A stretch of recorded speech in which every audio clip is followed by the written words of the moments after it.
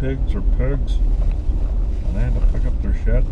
And if you take your trash to the dumpster, make sure it goes in the dumpster, not all over the place. Second big pet peeve, when you pull into an RV park and there's tons of spots to stay at, but you gotta pull into next to somebody, that doesn't make people too happy. You got some people blocking the road a bit there. That doesn't make people too happy. Be like privacy. We like privacy, so if you have another space, you know, it's, oh, they put in a goddamn speed bump there. I don't know why they did that. I guess they're having too many people going 150 into the field there. But I don't see that fence getting demolished there. Maybe. Probably somebody did it. Crazy people. Crazy people. Alright, we'll hit this little site here. Somebody's picking up a little bit of trash, cussing out the litter bugs. I do that once in a while myself. That's one of the manager's helpers. She does a good job. She's our lawnmower lady. She loves her rider mower, boy. She's like, yoo-hoo, it's grass cutting season. So I have my friends home there. Haven't seen her forever. Oh, they must be hiding inside.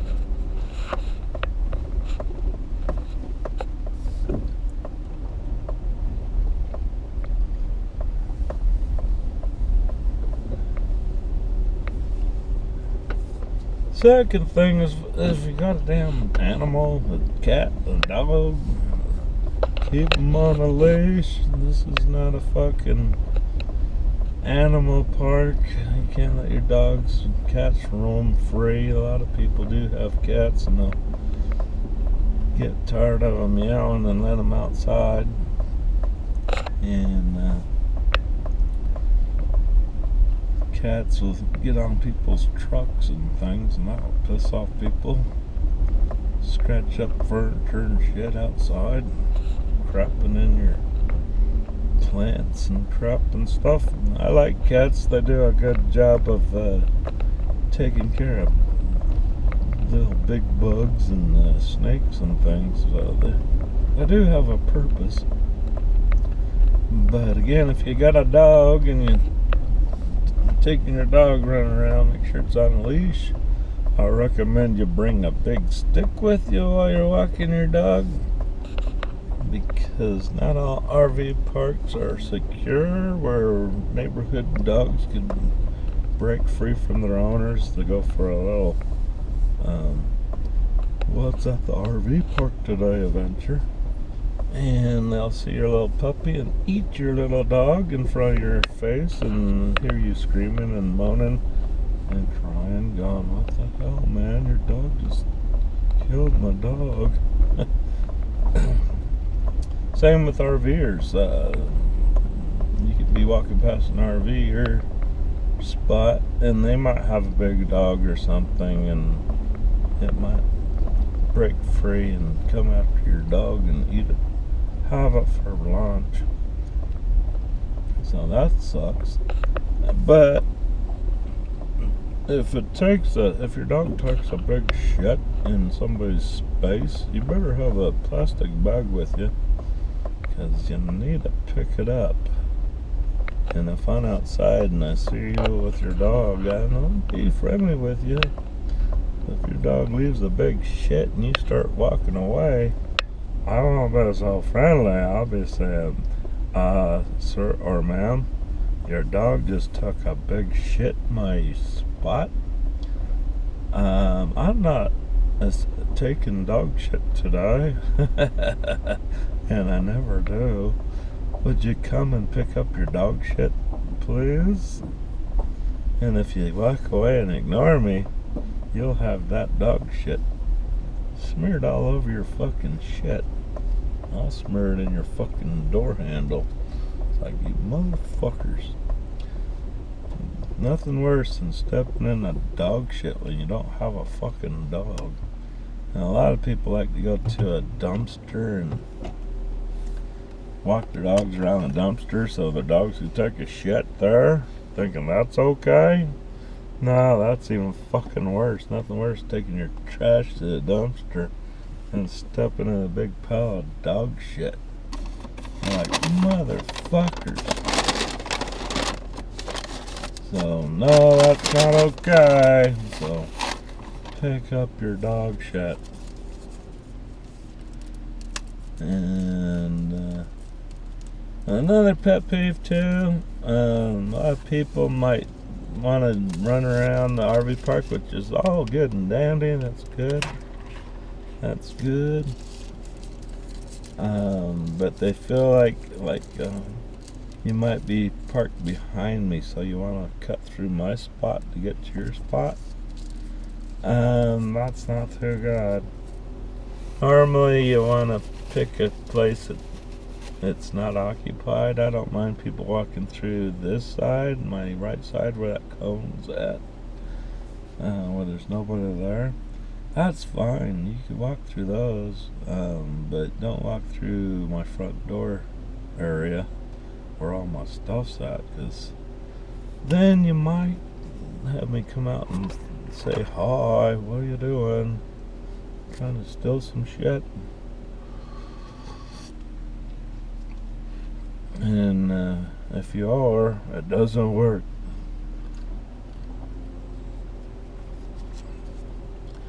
Stealing shit at an RV park is kind of dangerous. There's a lot of people in an RV park that are watching. This RV park only has one way in, one way out. And they do have security cameras that watch the entrance and exit and mailbox areas, so they know who's coming in and out of the RV park. And if I see something going on, I'll drive my car to the exit and block you. There you go, fucker, you ain't going nowhere. And meanwhile, the cops are just right down the road, so they'll be here before you can fucking say, holy crap. I'm not saying RV parks are all safe, they're not. You get your bicycles ripped out of your spot really quick. Little mountain bikes, e-bikes, they'll disappear quicker than you say, holy crap, if you don't have them locked down and secured to your rig or something. So, yeah, bikes are always a hot ticket to steal. So, other than that, everything's pretty good. Alright, well, that was my trip to Lowe's. We got what we kind of needed. I could have bought some double-sided tape. I forgot about that, and it's not that big of a deal. I do have some rubber cement glue. It's kind of been deterred a little bit. I don't know where it went.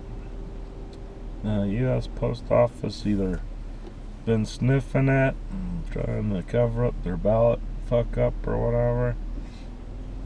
I don't know what they're doing with it, but hopefully that will show up. Alright, everybody. And that's another thing about RV parks. There's a mailbox for you, so you don't have to go to the post office to try to rent one. And if you did want to rent one, they wouldn't rent it to you anyway. At least they wouldn't in Vegas with me. I tried getting me a mailbox in Vegas at the U.S. Post Office. And then, you know, they're pretty nice until I told them where I was staying. I said I'm staying at I'm staying at Arizona Charlie's RV Park, just right down the road.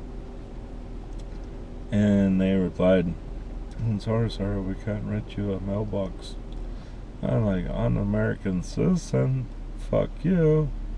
I pay taxes. That's part of the right of being an American citizen. We get our mail, even though it's 80% fucking crap mail. I still might need to get some things sent to me, or the government might send me some crap or something. You never know. You never know what you're gonna get in the mail. And I want to have a mailbox.